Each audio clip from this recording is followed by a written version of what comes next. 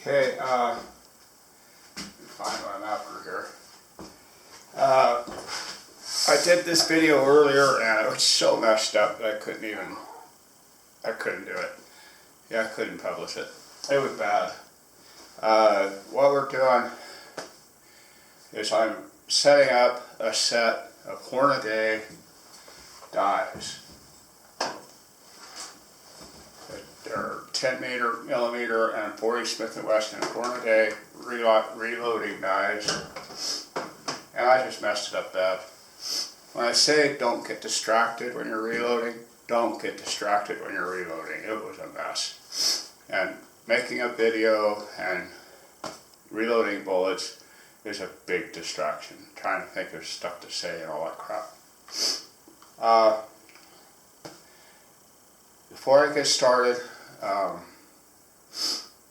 somebody mentioned to me the other day that a guy was somewhere locally here was showing his wife, he was a seasoned gun owner, showing his wife how to shoot, and accidentally shot himself in the chest, and he died.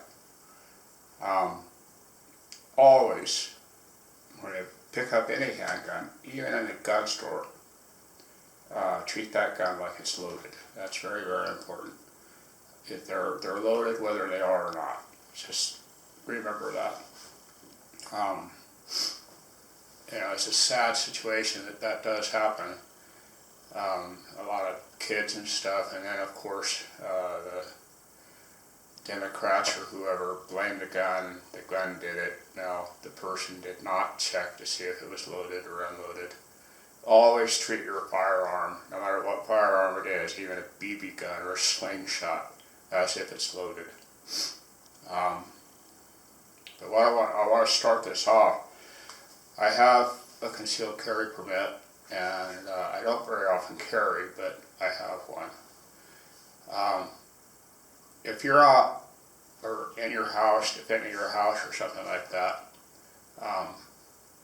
there's things you don't want to do, and one of them is you probably don't want to use reloaded bullets of your own to defend your house, believe it or not, because I've read a lot of cases where they treat reloaded bullets as an advantage over the criminal, and it gives you an unfair advantage over the criminal. And it's pretty sad that it's come to that. It's very, very sad that it's come to that. And it's getting worse. You don't want to do anything to your gun, including reloading, that would give you an unfair advantage over the criminal. That includes, I've got a 40 Smith & Wesson here. Make sure it's all unloaded, empty magazine, empty chamber in there. You can see it's empty. You don't want to do anything to your gun that might be conceived as being an unfair advantage. That includes anything, painting it, drawing little pictures on it, maybe a skull and crossbones. That makes you aggressive. You are bad if you paint a skull and crossbones on this. Customizing your gun in any way is considered an advantage or aggressive. Even this little cover here, right here on the Glocks, a lot of people replace these. Aggressive. You're all of a sudden aggressive. They might put a skull and crossbone cover on it. You're aggressive, and you brought it on yourself. So you don't want to do that stuff. You don't want to change the barrel. You don't want to do anything to your gun that gives you any kind of advantage or makes it more accurate than what it is. Not even the little green dot sight up here, putting the sights, replacing the sights. Everything you do to your pistol is going to be an unfair advantage over the criminal. Or you're aggressive, one or the other. Korea Colt, you're aggressive. Paint cows on it, you hate cows. It's just ridiculous what they're coming up with these days. This is my little Glock 27. This is one of my 2 carry pistols. Like I say, I don't really carry very often. Usually if I'm on a motorcycle, I'm carrying. But it's also a really good idea if you, can't think of the name of it, but I'm a member of a group. It's a concealed carry protection group, and they pay for your lawyers and stuff up to a certain dollar amount. It's like $30 a month. It's a good idea to join that, because if you shoot somebody in your house that's about ready to kill and rape your wife or whatever, his relatives are going to come back and say, he was such a good boy. No. But they'll come back and they'll sue you for everything you got for killing that criminal, and or even wound him. You'll end up paying his hospital bills. You know, just wounding the guy. But you got to be real careful. So I would suggest, really, if you're not a member of that, look it up. CCA. I can't think of it. I might look it up and put it in the footnotes on this video. But just be aware that changing your firearm in any way makes it an unfair advantage. You know, it's really so sad that it's come down to this. You can't protect yourself anymore. They're trying to make it illegal. In some states it is illegal to protect yourself. If you even beat the guy up, you'll probably get arrested for assault. You know, it's just ridiculous what's going on. All I can say is vote, and vote the right way, not Democrat. That's where I'm at on that. I'm going to break away from this for a few minutes. I already did this video on the reloading and setting up, so I'm going to have to unadjust my dies and start over, just so I can show you what I went through with these dies. And I did shoot about 50 rounds, and I found a fairly accurate round. I'm loading for accuracy. I'm not loading to reload. I'm reloading for accuracy. An unfair advantage. That's what I'm doing. So let me stop this one here, and I will come back when I got all this set up. Maybe, if I can remember how to shut this off. This one's complicated. Okay. The first one we're going to do, I'm not going to undo this one. I've already set it up.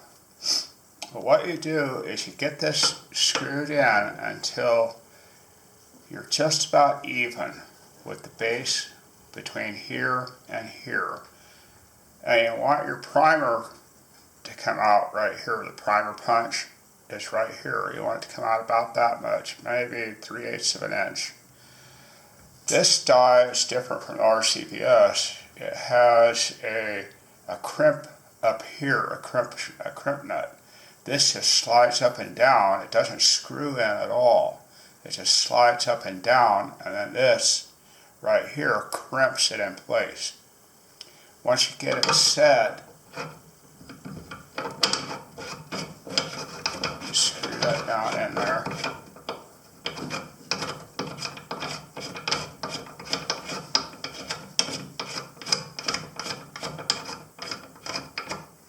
Once you get it set, you tighten this lock nut right here, and that's all the further it's going to go. You can see the base of this is just a hair further down than right here.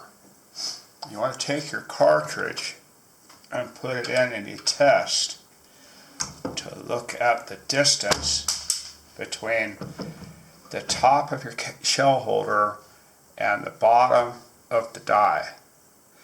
So you want just enough that it's not touching. You just a couple millimeters of clearance between here and here when you put that in. The shell holders, every round has a different shell holder, and you'll have to look up and see which one you need for each round. But you see how that slides up in there. And if you watch, I'll put another one in, you can see the primer punch. You'll see the primer jump out right here. It just falls right out. You don't want this sticking down too far. There is a chance that this might be slightly off center. The primer punch could be off center, and it'll catch on the primer hole, that itty bitty little hole in there, and damage your tool. You want to do that for all of your rounds before you do anything else. I use case lube. I've got to get it out here.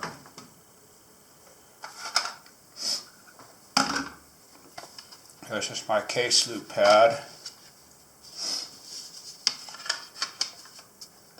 My scale is in the way. I need to straighten up a little bit over here. You take your case and you roll it on the case lube pad. You don't want too much on there. And just slide it up in, and it'll do all that for you. That resizes the case so it'll fit inside your gun. If it fits tight, then you're not doing it right. That's the basics of this shell holder. This one here is probably the easiest one to set up.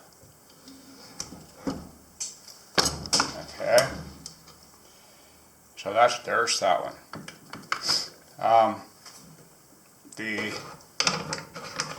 Pull this one back out.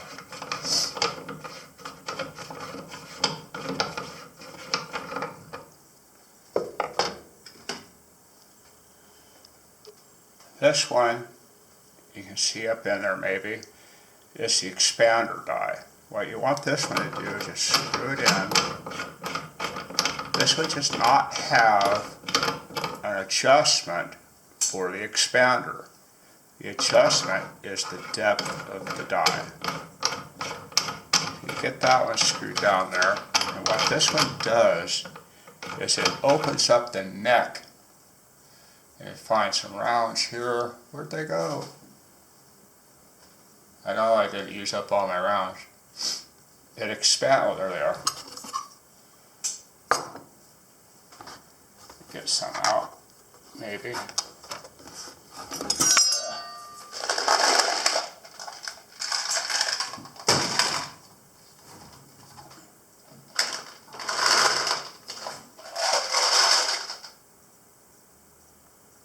What are these? These are 180 grain flat point.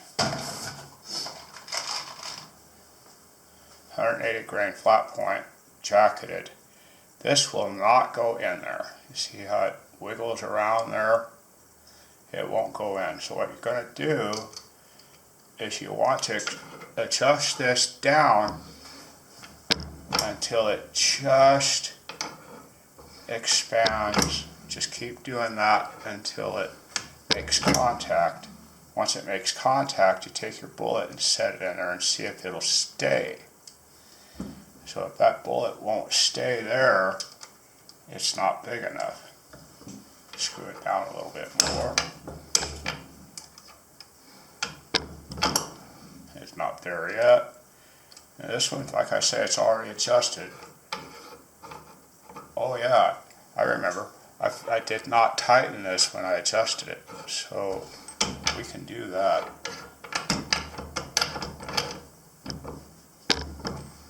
Okay. It doesn't set yet. A little bit more, I didn't feel it. A little bit more, didn't feel it. A little bit more, nothing yet. And set that on there and there's nothing yet. A little bit more, nothing. I felt it there. You set that on there and it's still not setting. A little bit more. Make sure it's back in there right. A little bit more. And just keep going down until that bullet will set on there.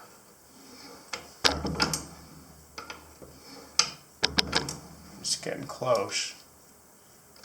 Not yet.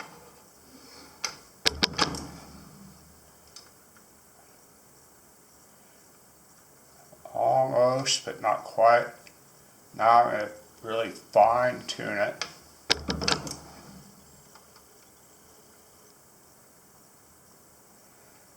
Not quite. A little bit more.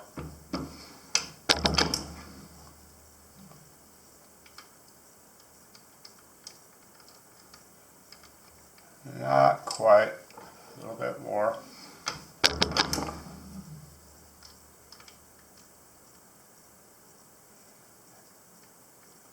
Not quite.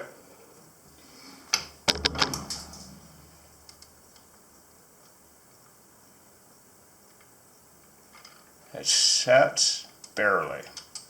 So hair more. And that's about right. Just get it so that that bullet will set on there. Hold on to this, turn your lock nut, loosen it up a hair. Where's my wrench? There's my wrench.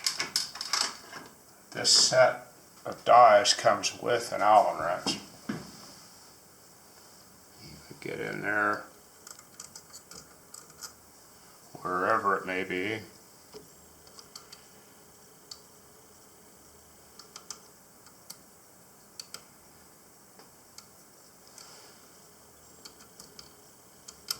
There we went. Tighten that down so that it locks that die in place. If you tighten that with it all the way down, it's going to get stuck on here. You have to use a pair of channel locks or something to get it off. So I'm going to take that one out. You see that bullet will set there now. It doesn't just fall out. That's what you want. I could probably go a hair larger.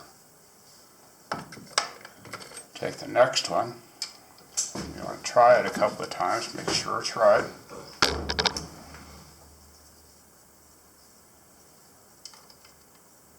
And that's basically how it sets. Okay, this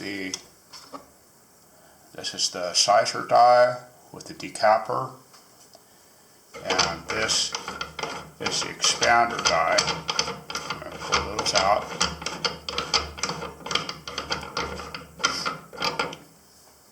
The next step, those in there, my box is upside down. The next step is primers. I'm using a small primer, small pistol. Find them here.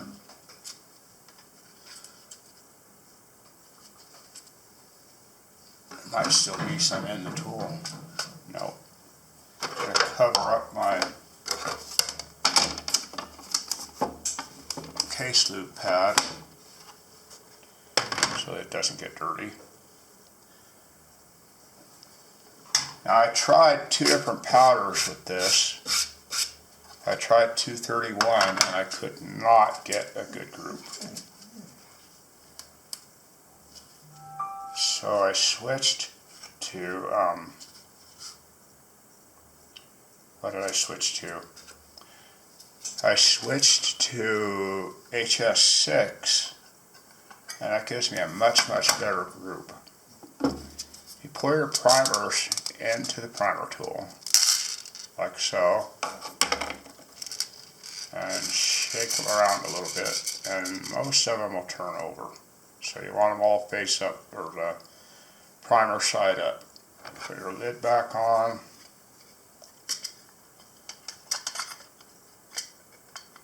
Maybe, if I can get it in there.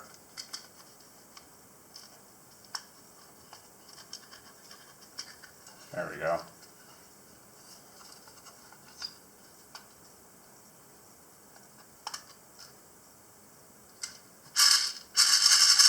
There's one stuck. There we go. No. It's a bunch that turned over. I gotta do it again.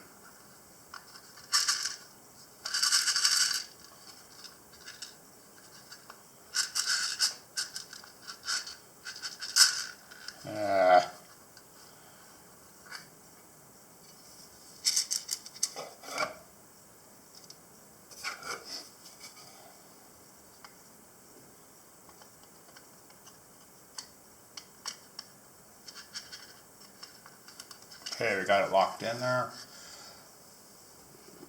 I don't really care much for this primer tool. I have to rebuild it to make it work. I'm going to do that real quick and we'll give it a try. This is an automatic Lee loader, or RCBS, I'm sorry. It's got an automatic shell holder here. It does not work well for 45 long Colt, but we're doing 45 ACP, so we'll see if there's a difference. I gotta get all the parts out for this. Are we still recording? Yes.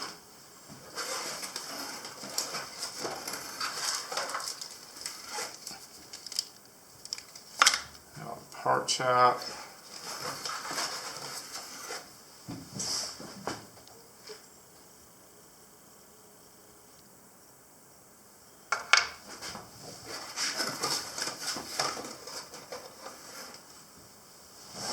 I'm not real sure if that is all the parts.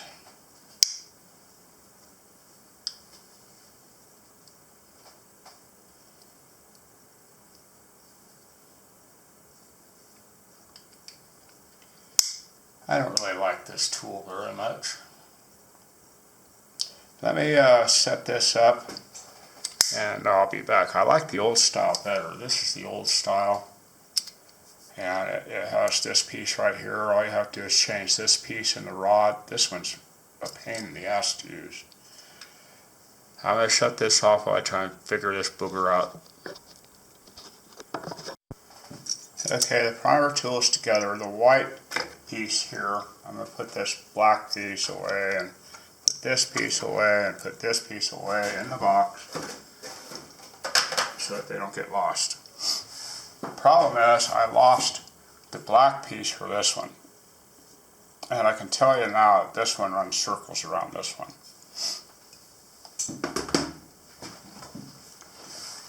So there's that. I'm going to put my primer tray in, which does not appear to be quite right yet.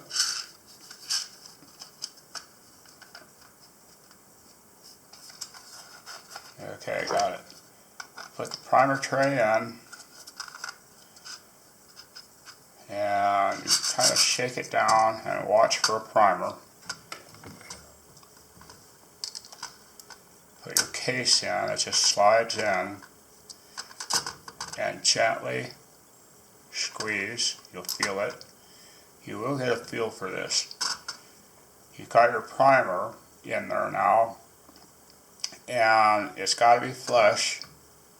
You don't want to put too much pressure in on it, but you don't want to put not enough pressure on it. So stick your case in there, shake it down, and just a little bit of pressure. You want to always keep that pointed away from yourself, so that, because these do go off every once in a while. What's it doing?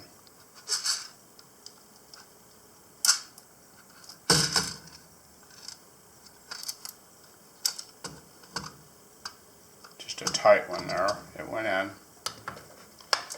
Shake one down and give it a squeeze. Okay, that's how the primers go. I'm just going to set this aside. I'm not going to do any more for the moment. Put my primers aside. My box. I'm going to throw this box away because I am going to use all those primers today. This is the wrench for the RCBS tool. Put it away. That's a goofy tool. You know, talking about unfair advantage, people say that the next wars can be fought with clubs. Well, yeah, they're probably right. But I'm going to put a couple spikes in my club. That ought to give me an unfair advantage. Yay! This is the hardest one to... That's not it. This is the bullet seeder. This is the hardest one to set up of all of them. I'm not going to unadjust it. You have to basically get this down. This is so different, it's ridiculous. This one here controls the depth of the bullet. This one here, inside of that, you see that piece slides out there? That is the crimper. That crimps your bullet. On 45 ACP, you don't want a lot of crimp, but you want enough to hold the bullet. They can push back in or jump out on an ACP. So once you have the bullet in place, this was a dud bullet.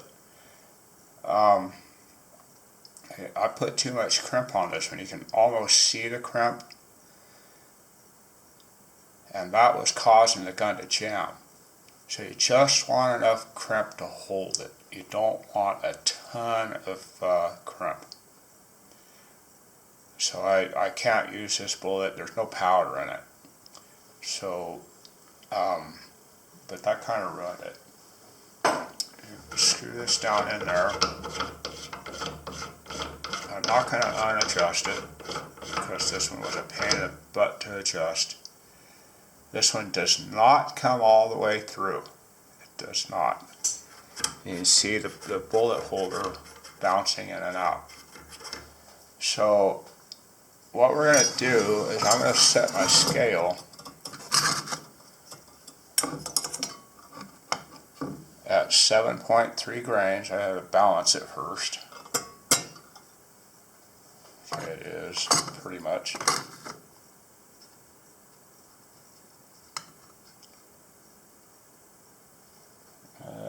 Get it zeroed. I have a 0 spot on my bench here, but the camera's in the way. I don't really want to move it.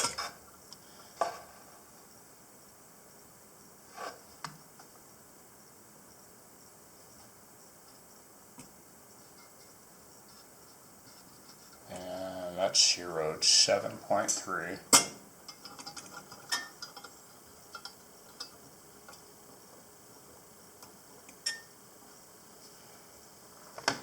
I have my cup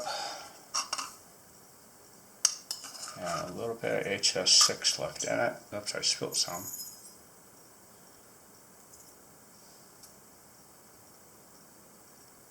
A hair too much. I worked the load the other day up to from 6.8 to 7.3.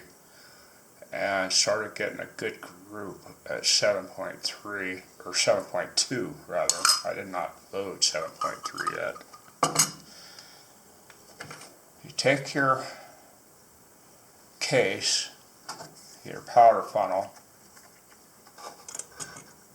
and just dump the powder in there.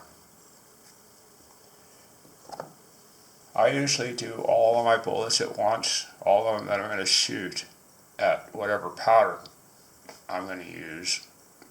And then I double check them. I look across them and make sure they're all even to see if there's anything double loaded. But we're not going to do that right now. I'm just doing this for demonstration. You take your case and put it in here. Set your bullet on it. And drop that down. Now the first time you do it, this will be way up, and you don't want it going too far down. You don't want this to crimp the bullet yet either. So you'll want to back this out, and you're just going to work this one down until it just isn't quite touching the bullet. And then you work this one down until it starts pushing the bullet in, just back and forth like that, and just like it's a gradual process, let's put it that way. You can see a faint, silvery, bright colored line around here where the crimper, which is this, actually pushed in on that case a little bit. That case isn't going to come out. If you have it too tight, it's going to jam, because this will form a little bubble right here that it's not going to want to go into your gun. If it's not tight enough, then the bullet can just Let me grab one here. It can sink too far down in with recoil. It should be right about here. It can sink down in or it can come out. Either way, you're either going to get a jam or it's just going to get a really bad shot. Probably won't hurt the gun, but I don't want to take that chance. So let's take another one. This is the most important tool as far as adjustment, and it's the most difficult tool. It does come with instructions somewhere. Right here, which I probably should take out and read. But that's the basics of this tool. Just leave this one out, like so. Set your bullet in here. I better put some powder in that. Let me put some powder in it, and I'll just make one real quick.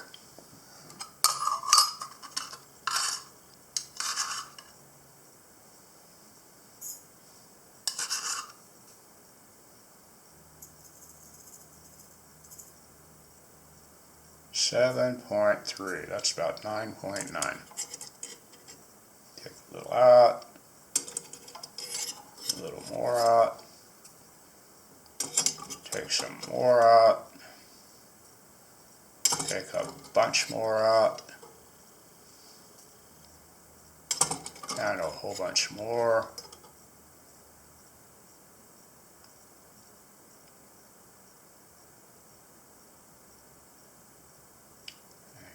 Shaking it off.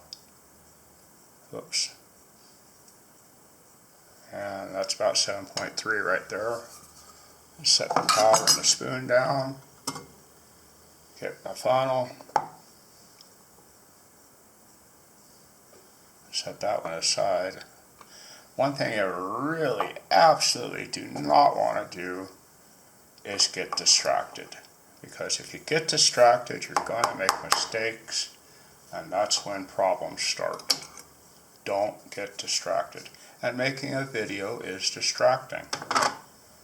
So don't make a video while you're trying to reload. You can see where the powder's at in there. Set your bullet on there. Now this is way up. Start pushing it down a little at a time.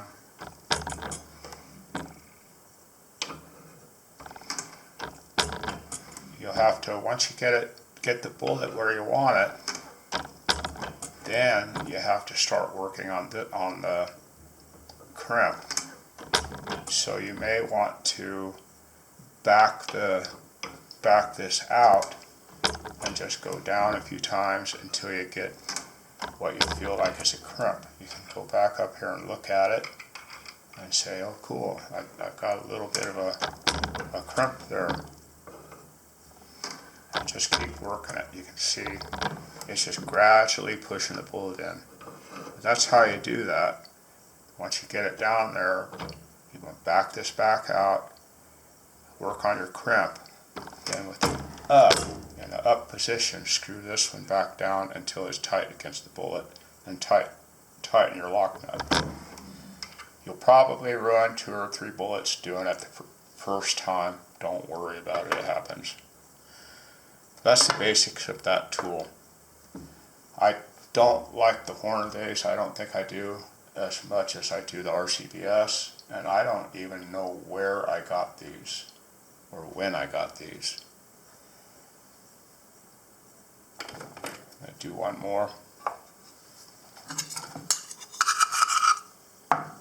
You're at it, might as well do a few, right?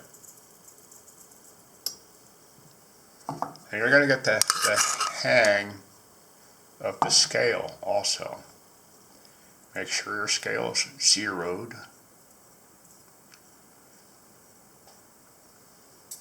And sometimes you can, a lot of times you can get it within a half a grain, or quarter grain, or eighth of a grain or something with the first screw.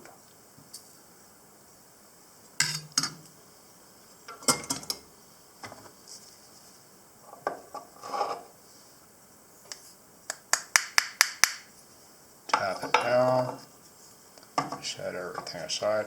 Now, like I say, I don't usually do it quite like this. I do a whole tray or 6 or 7. If I'm loading for accuracy, I'll do 6. And I'll go out and on the bench, I'll go out and shoot off the bench at about 3 feet and see where I'm at and just work the load until you get the best load and go 1/10 of a grain at a time. The scale is here. Let's see if I can get a good look of it.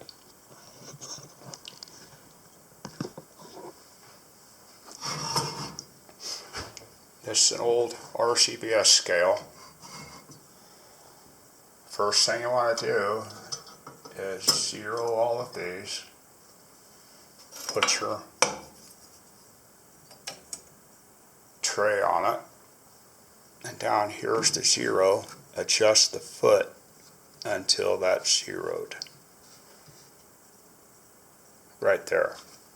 Make sure everything down here is on 0. This is your 10s. So there's 10 grains, 20 grains, 30 grains on up. And this is your 1 grain. There's 1 grain, 2 grains on up. Each increment is 1 grain. And this is your tenths. A tenth of a grain, believe it or not, makes a whole bunch of difference. You can load your bullets up and down, quarter grain, tenth of a grain, what do you want?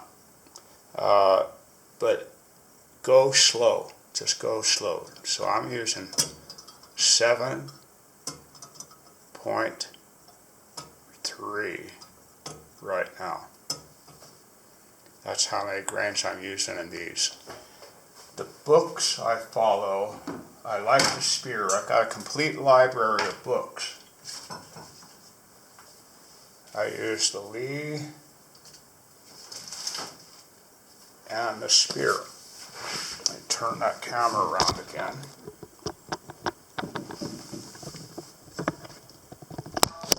I just messed everything up.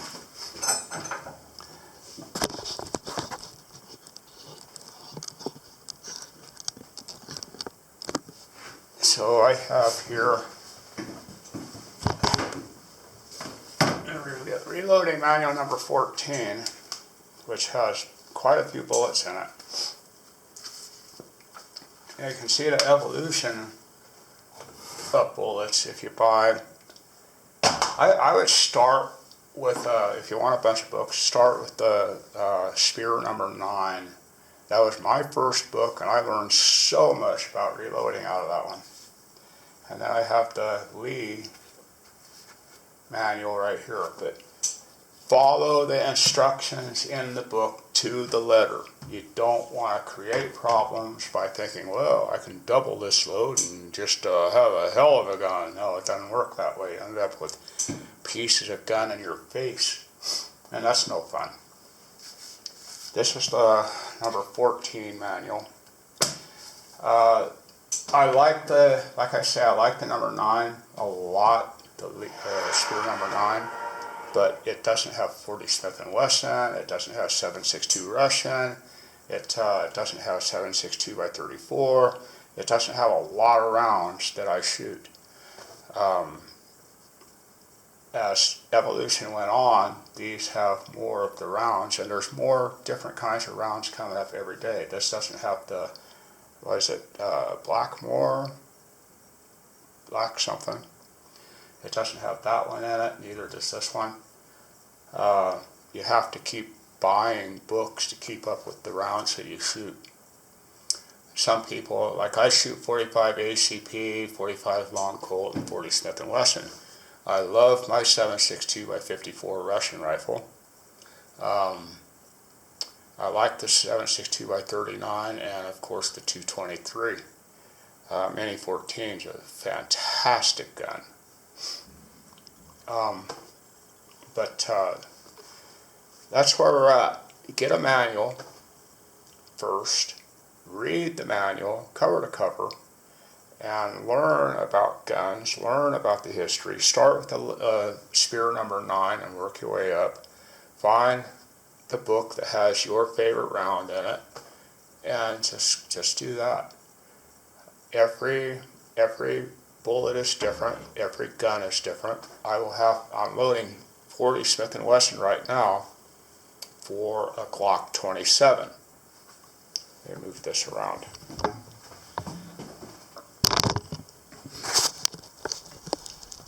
Okay. I'm loading right now for a 40 Smith & Wesson, and I also have a 10 millimeter. That's the same die, but a different round, so I would have to readjust this completely for a different round. It's just amazing with this stuff out there. The 45 long Colt has, I shoot a Ruger Blackhawk 45 long Colt, and that's an amazing gun. But every gun's different. You have to have a different die for each round, and it's worth it. If you're sitting around watching TV all the time, all you're doing is getting fat. If you're watching sports all the time, all you're doing is sitting around getting fat. You know, you die early, and that's the end of it. I don't want to be that guy. I want to do stuff. So my wife and I are talking about going on road motorcycle riding, and I need to get the bikes out of the garage, and we're going to go do that. So subscribe. I'll try and remember to put that CC control something carry, concealed carry protection or something like that. But they pay, there's different levels of protection you can get on that, and I would do it. It's well worth it. You know, you don't plan on some idiot breaking into your house and trying to kill everybody or whatever. You don't plan on it. I don't plan on it. I don't want it to happen. But you need to be ready. And heed the call on not modifying your gun. My Glock 27 here does have a, it's called a ghost connector. And I put that in because I didn't like the pause that Glocks have. I didn't like that very much, and that's modifying the gun. If I had to use it in self-defense, I'd probably get in trouble just for that one piece. Unfair advantage. What the hell is an unfair advantage when you got some idiot that's going to kill you?